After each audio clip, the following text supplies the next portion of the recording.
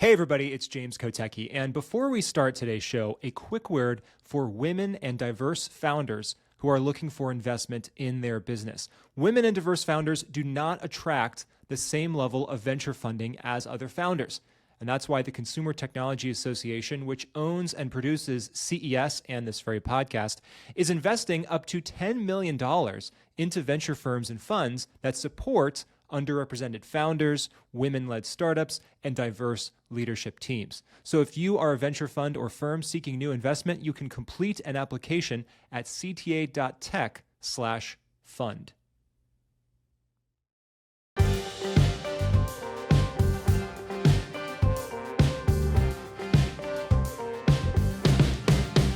This is CES Tech Talk.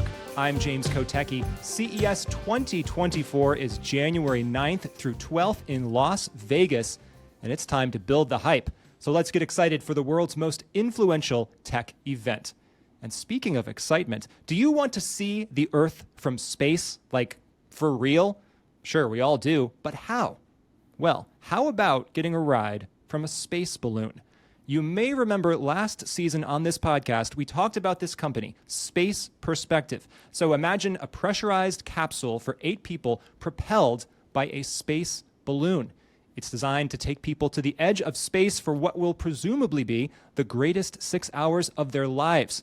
And I'm super excited now to talk to the founder and CEO of Space Perspective, Jane Pointer, along with Kirby Harris, who is the founder and managing partner of Base Ventures and was Space Perspective's very first investor. Welcome to you both. Hey there. Great to be here. Hey, Jane. Hey, James. Thanks for having us. Really been looking forward to this conversation. And of course, we want to get into it with you, Jane, exactly about how this is going to work, what this is going to look like, what this thing is. But Kirby, I want to start with you because there are plenty of wildly ambitious ideas out there. You actually invested in this, though. So why did you decide to put money behind this particular concept? Yeah, look, that's a great question. Like you said, we get a ton of wild and crazy ideas that have the potential for us to fund, but there are very few people who are uniquely qualified to make those things happen. And Jane and the team Tabor and the Space Perspective team have a 20-plus year background in building space companies, starting when they started Paragon Space Systems and on, and Worldview, which we funded as well. So when Jane and Tabor came into our office with the idea of giving this view to the world, we thought it was something that's important, given Jane's background as part of the Biosphere 2 project and how that changed her view of the world, given that same space perspective to a larger audience, all making this investment important for us and doable. And then if you look at the numbers, you see that Jeff Bezos is spending $1 billion a year putting for space tourism. You see Virgin Galactic's valuation is a multi-billion-dollar valuation. SpaceX is rumored to be valued at more than $100 billion. So there's also value and money to be made in the space. So between the team, the market, and the experience in making humanity or a better human experience, between all those things, it all made it super exciting for us to make this investment in the team. So Jane, let's just get into the basics here. What does this thing look like and how far along are we in terms of it becoming a reality to actually take people up? Can you just give us the basic elevator pitch here, especially for folks who are only listening? We'll hopefully put some visuals on the screen for people who can watch this video version, but what is Space Perspective? What are you doing? Yeah, so we're actually completely redefining space travel for people so that it's really accessible, it's safe, it's also carbon neutral. And the way we do that is, as you said in your intro, we use a space balloon. So in the picture behind me, that's a rendering. It's really hard to take that picture in space. So there's a space balloon that when it's fully inflated at altitude, it is the size of a small football stadium. Wow. And then underneath that, you can just see underneath that little tiny capsule it looks like there. It's actually not little tiny. It is quite big. It seats 8 people and a captain. It's a 16 feet in diameter. It's this beautiful round capsule with giant windows. It has the largest windows that will have ever flown to space. I actually made Kirby a promise that, because he is quite tall, so I told Kirby that when he goes in Spaceship Neptune, as we call the capsule, he will be able to stand in these windows without ducking. I think we're there. We haven't tested it yet, but I think we're there, Kirby. And then on the bottom, there is a splash cone because we splash in the water. So it's this beautiful, it's actually really gorgeously designed. But from an experience point of view, what's so critical for the people that fly on this, it is completely different from how people generally imagine spaceflight, right? You normally imagine it as rockets, high G's, spacesuits, lots of training. None of that. None of that at all. You are just very gently going to space at 12 miles an hour. So you're going to at cycling speed to space. And then on the inside of the capsule, we wanted to completely reimagine that experience for people. So it's a space lounge. You know, we normally think of a capsule as sort of white, utilitarian people all kind of jammed in there. No. Let's go to space in style. So we have a space lounge. So it has a bar, it has a loo, which we call a spa. You know, it's just this really beautiful environment for people to be super welcoming as they are looking out over our planet, having a similar view to what's in the picture behind me, and just really having that transformational experience of seeing our planet from that vantage point. A couple more questions immediately pop to mind. I'm sure, first of all, when you introduce this concept to people, I'm sure they have a million questions for you. But yes. a few that immediately pop to mind. Is this balloon tethered to anything? How is it being controlled? So it is only tethered to the capsule. So it's buoyancy, right? So it is filled with a gas that's lighter than air. So it literally just floats up and it sits on top of the atmosphere. So think of it somewhat like an ice cube floating on the top of your glass of water. It literally just sits there. So it takes 2 hours to get up there. Then you're up there for a couple of hours, having a cocktail, looking out the window, having this amazing experience. And then about 2 hours to come back down. Okay. And so when the captain is controlling it on the way down, and I'm not a balloonist, even in terrestrial settings, so I'm not really sure how this works.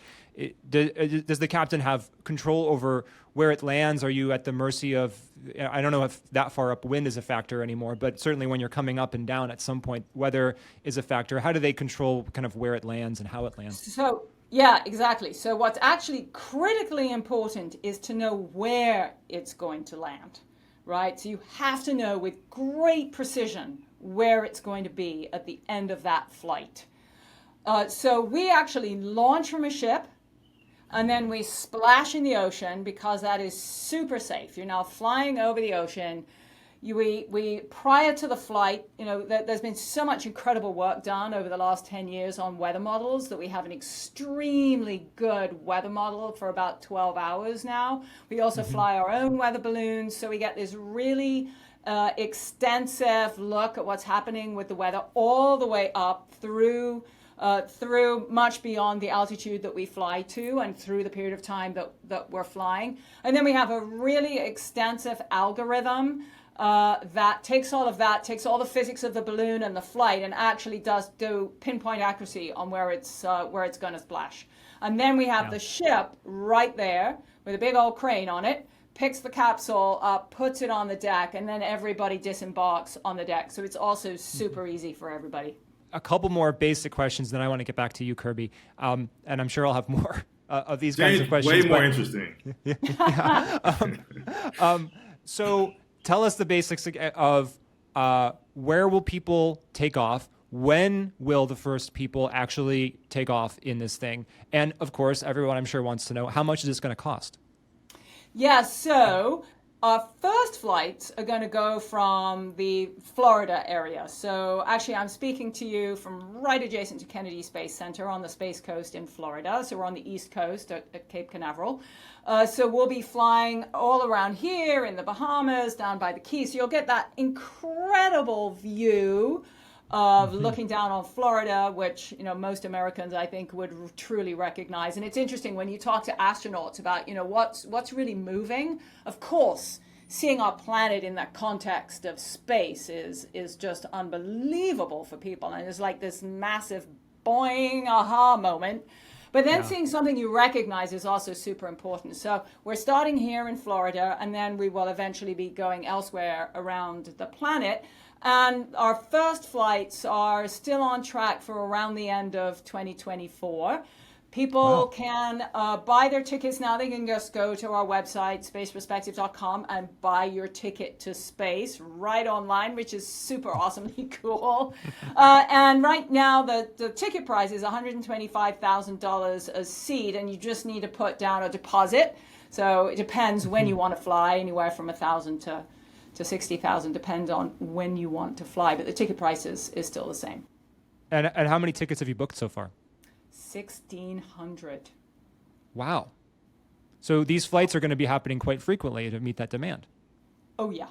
Oh, look, let me tell you, there is so much demand for this. I mean, hardly anybody knows about us yet, right? And we've already sold that many tickets. So the demand is huge.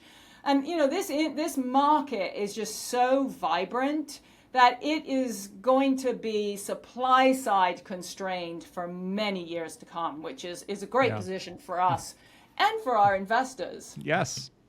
So great transition. So back to you, Kirby, as an investor, as you've watched this company grow and try to bring this dream to fruition, what has stood out to you, surprised you? What have you learned by watching this particular team? They've been innovative. This is a super exciting time to be in this space and to see how much attention has been paid to the space journey over this since we made that first investment. We had some great milestones around space tourism. So how much space has become part of the forefront of our conversation today, that's been really exciting and really something that it gives us a lot of hope and just inspiration for what Jane and the Space Perspective team is going to bring to fruit. Mm-hmm. And Kirby, are you on one of those early flights? Do you have your ticket booked? You know what? I bought my mother. My mother retired recently, and I bought her a ticket. So my ticket is for her. Oh, great! She will be on one of the early flights. Wow. So that's incredibly soon. The end of 2024. Are there, and I guess this is a question for both of you. So we talked about different kind of modalities of getting into space, different ways of thinking about space tourism. Is anyone else thinking about it in the same way that Space Perspective is? Do we expect to see competitive space balloons going up, across the world? So I think the short answer is eventually there'll be somebody who figures this out. There are several websites out there, but we are going really fast. We have, literally, I know everybody says they have a great team.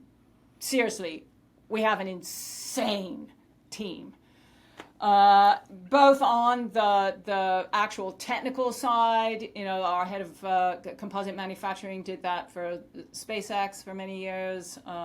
The person that's doing all of our marine operations stood that up for SpaceX. The person who does our balloon manufacturing is literally the best person in the world at that. And then, on our experience team side, which we call of our marketing and sales and all of that, our COO ran Vice Media for 15 years, which I think everyone would agree is a truly iconic brand. So, for us, it's not only do we have, frankly, an incredible technology and an amazing team, and we're way ahead of anybody else. It's also about the brand.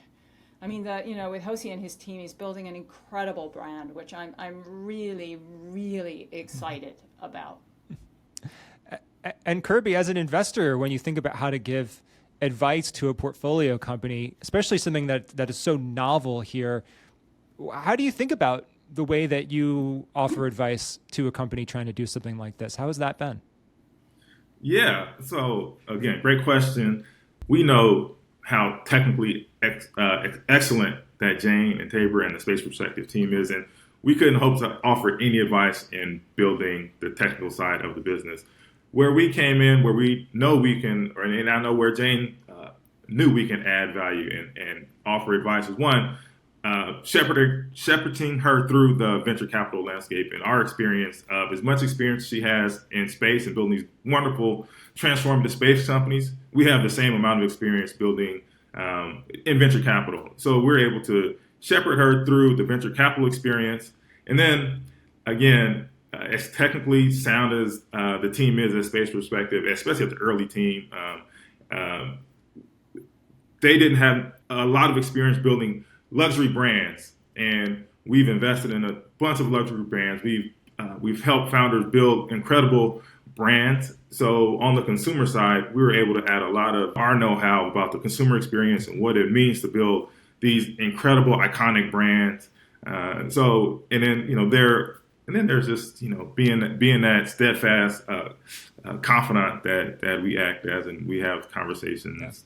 Yeah, just from this conversation, it doesn't seem like Jane lacks any confidence, but I imagine also just to be there as a person who's believing in this concept that other people might say is crazy.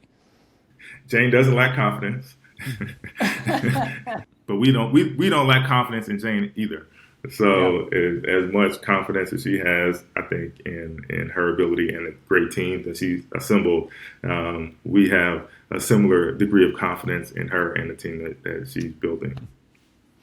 Thank you, Kirby. So if I can just say, James, that, Tabor, and I can speak for both Tabor and I, just say that I can't tell you how much we appreciated that Kirby and Eric and the team at Base Ventures stepped forward first. I also want to remind us when they stepped forward. They didn't just step forward where a check and there was piles of other money standing there. Okay, I'm just going to say it. They gave us a term sheet the day before the stock market dropped 20%. They could have pulled it, and they didn't. It was incredible. So, it was amazing trust that you guys had, Kirby. Somehow we pulled it off. And here we are, and it was amazing. So really from the depths of from the core of our souls, we thank you for really believing in us. Yeah, we got the call of, everything okay? You guys still going to be? We're like, yeah, no problem. That speaks volumes to the relationship and to the belief in this project. Kirby did mention luxury brands, and I want to go one level deeper on that luxury experience that people on board the capsule will be having. So, Jane, you mentioned people can be up there sipping cocktails. Are they going to feel the effects of lessened gravity at that altitude? Paint us a little bit more of a picture on what folks will be doing in the capsule, other than just kind of standing slack-jawed and looking at the Earth, which if it was me, I'd probably be doing that the entire time. Yeah, so we're actually feel that we're quite fortunate that we don't have to deal with microgravity on this flight, because it's actually quite disorienting for some people. Mm-hmm. So, as I like to joke, you don't have to have your champagne in a sippy cup. So the experience is really interesting. When we look at our customers, people want very different things, and very loosely cluster into two very different types of people. So on the one end of the spectrum, you have people that are going up to really have this incredibly meditative experience. It's going to be, them literally bonding with the people up there with them, mm-hmm. and the world outside the window. I mean, that's what they're there for, and that's what they're going to do. And then on the other end of the spectrum, we have people that are going up to celebrate in space, whatever that is for them. Right, whether that's, yes, exactly. It's a wedding, it's a birthday, it's a proposal, it's just I'm going up with my buddies. So it's very different, and clearly the two must not mix, because that would not be good.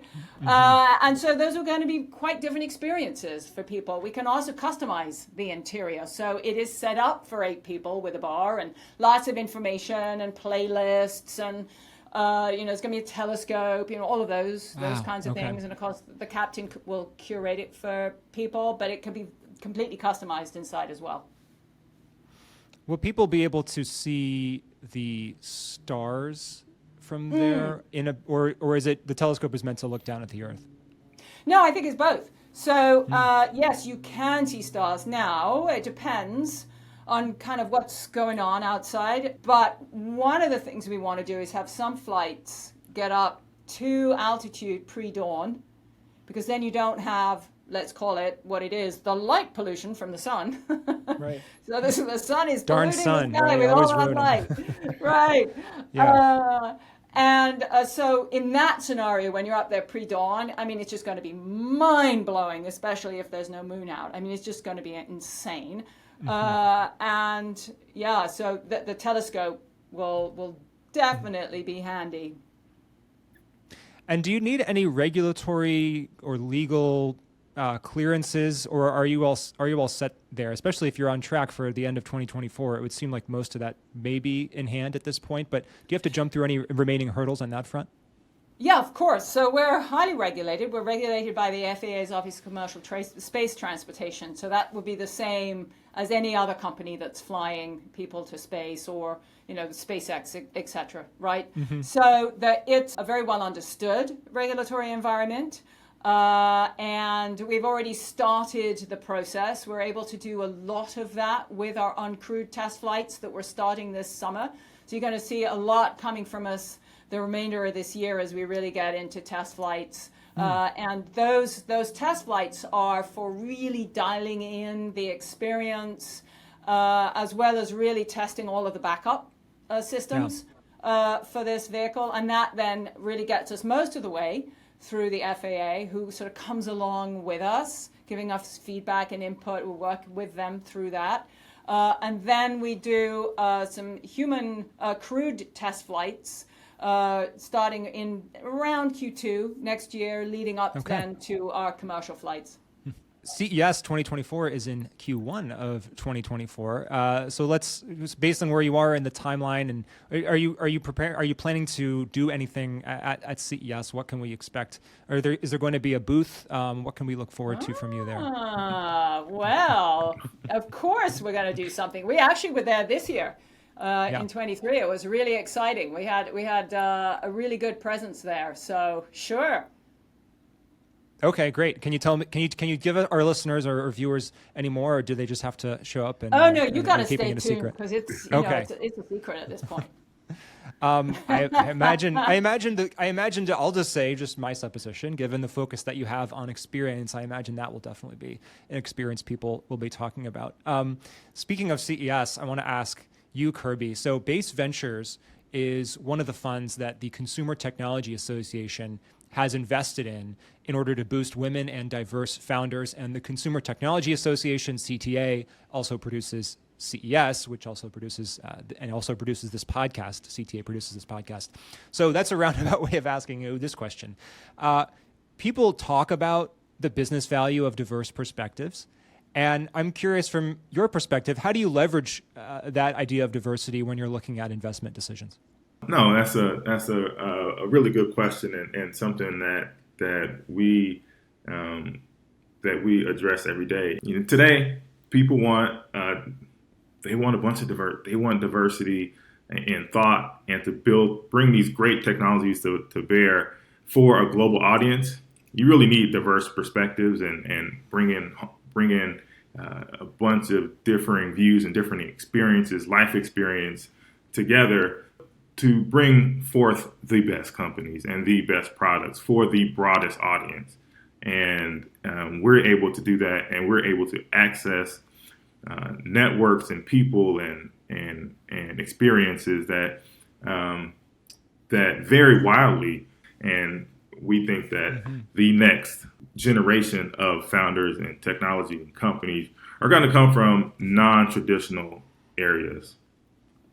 And we'll be there to capture them with our team that is incredibly diverse. And so the company is called Space Perspective. And as we start to wrap up our conversation here, I want to ask something personal of both of you, because astronauts talk about this idea of seeing the Earth from space as a transformative experience. Jane, you alluded to that earlier in this conversation. The company is called Space Perspective. What are both of you personally expecting or hoping will happen when you have this space-going experience for yourselves? And we'll start with you, Jane.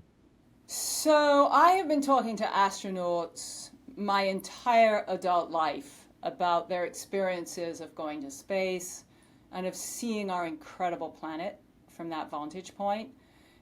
Some people call it the overview effect. We have coined the space perspective, which really does give people this incredible, visceral experience of realizing that we are a single human family that inhabits a spaceship that we call planet Earth, and we're hurtling through space together. And this is all we have. This is our home. This is where all history happened. So it actually changes astronauts. They tend to get more involved in solving our planetary issues, our problems, environmental, social challenges when they return from space compared to before they left for space. So it actually changes behavior. So when I go, I've been looking at these pictures all my life, and I'm inspired by pictures of seeing Earth in space. But I know from experience, from being in the biosphere, from being out at sea, that there is nothing like seeing it with your own eyes and experiencing it yourself to completely blow your mind in a way probably you never even imagined. And what that will do for me and my behavior, I guess we'll have to see.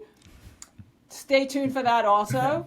But I'm expecting it to be a really incredible transformational experience. Absolutely. I'm getting emotional just thinking about it myself from that description. And you, Kirby, what's your perspective on the space perspective? Yeah, I don't know if I can add much more to what Jane said. I expect a similar sensation. I remember going to see the Grand Canyon for the first time and how moving that was, and how large and how vast it seemed, and all the different aspects that you drive from one point to the next point, and you see all these incredible vistas and they're all brand new. And I imagine it'll be similar, but on a grander scale, sitting basically at the top of the earth and looking down. Like you said, I get chills just thinking about it and talking about it. And it's incredibly fulfilling, and I'm really honored to be a part of the journey for people to be able to make this journey at scale. So, and I think what I'm going to get even more than my own experience is like I said, the experience of the greater community being able to have this experience. We already sold 1,600 tickets, and there's probably less than 24 people that have ever had this experience before, and we're taking that a few dozen to thousands, and hopefully it'll be tens of thousands. So we can really have a huge impact on the way humanity behaves. Well, I am super excited to see how this unfolds. I have told people about this concept because I was preparing for this interview, and I think this is such an exciting thing that once people see other people are actually doing this, I mean, the popularity is going to be enormous. So I'm just going to say now, if you ever need someone to do a test flight, if you're ever doing like a media preview day or anything like that, then let me know. Maybe we'll do another episode of this show from space, and I'd be super excited to do that. Jane and Kirby, thank you so much for joining us today and bringing the space perspective and the Base Ventures perspective to CES Tech Talk. Thank you. All right. Thank you, James. It's been a pleasure. Well, that's our show for now, until next time or until I get to go to space. But there's always more tech to talk about, so please subscribe to this podcast so you don't miss a moment. You can get even more CES and prepare for Vegas at ces.tech. That's ces.tech. Our show is produced by Nicole Vidovich and Mason Manuel, recorded by Miles Claiborne, and edited by Third Spoon. I'm James Kotecki, talking tech on CES Tech Talk.